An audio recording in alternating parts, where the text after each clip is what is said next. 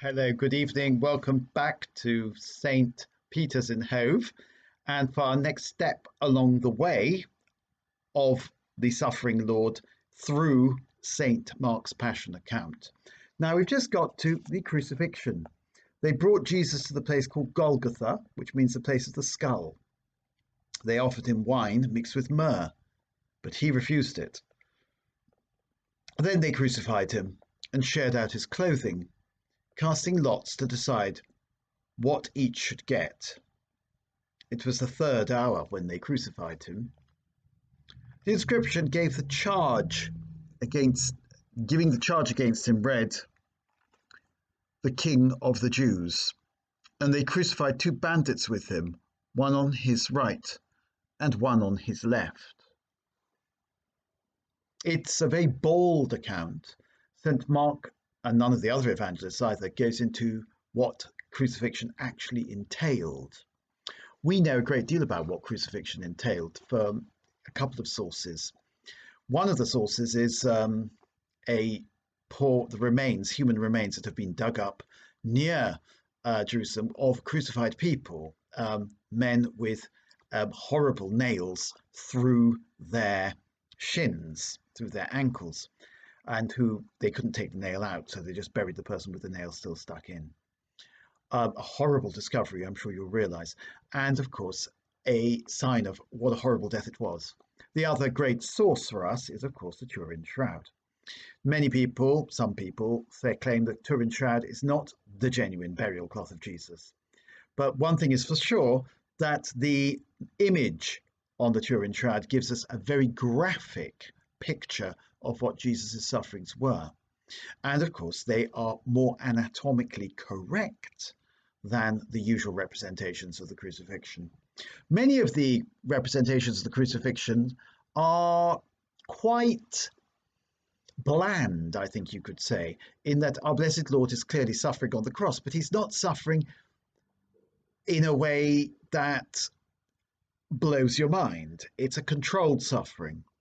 Whereas, in fact, the suffering of our blessed Lord on the cross must have been unbearable, unbearable to look at, unbearable to undergo. In this, I think, the film that many of you will have seen of The Passion of the Christ, the film made by Mel Gibson, is completely accurate. The sufferings of Jesus were unbearable, terrible beyond belief. I think the film was artistically rather questionable because it was unbearable to watch. It's very hard to contemplate the sufferings of our blessed Lord on the cross. We want to look away, and indeed, looking at the cross is an incredibly difficult thing to do. The greatest of the representations of Jesus on the cross is not, let's say, Guido Reni's, which is a very beautiful painting. It's in fact the Eisenheim altarpiece, which is almost unbearable to look at. It shows a man who is hideously deformed by suffering. And once more, we get the impression, or we should get the impression, though not perhaps from these words, that Jesus's body was hideously deformed by his suffering. And yet, of course, four men, the soldiers who crucified him, were playing dice to see who would get his clothes while he writhed in agony on the cross. So they were indifferent. They were far more interested in getting hold of his clothing. Clothing, of course, in those days was very expensive, and therefore it belonged to them by right, but they didn't want to have to rip it up, so they played dice for it, a bit like tossing a coin. So they were interested in that. They were totally indifferent to the suffering of Jesus. The opposite of love is indifference.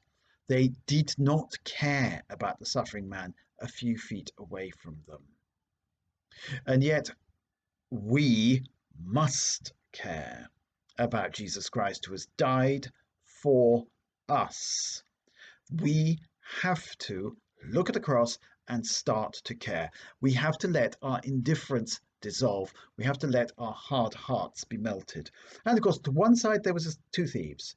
In St. Mark, they're both bad thieves. Well, there's no good thief in St. Mark's Gospel. They both seem utterly depraved people. They too would have been indifferent to In fact, they were openly hostile to Jesus, as we'll discover in a moment.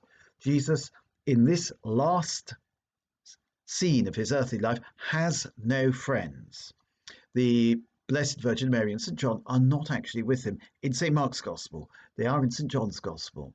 But here he is completely abandoned, completely alone, completely reliant on us. We are the ones who must keep watch and keep vigil with him in his suffering. That's enough for tonight. All the very best. See you tomorrow. Bye.